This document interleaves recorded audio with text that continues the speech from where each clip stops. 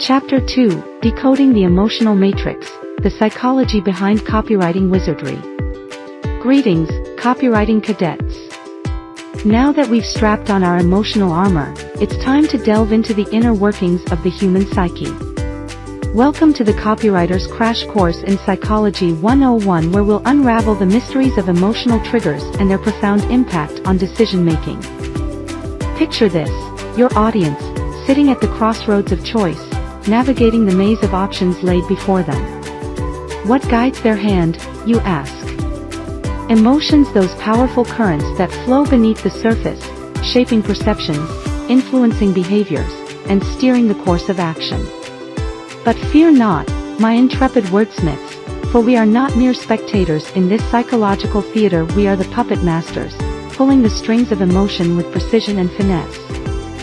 In this chapter, we'll uncover the neural pathways that light up like fireworks at the mere mention of a well-crafted headline.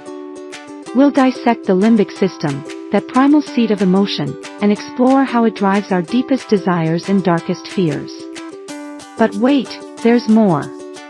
We'll also take a detour into the world of cognitive biases, those sneaky little shortcuts our brains use to make sense of the chaos around us.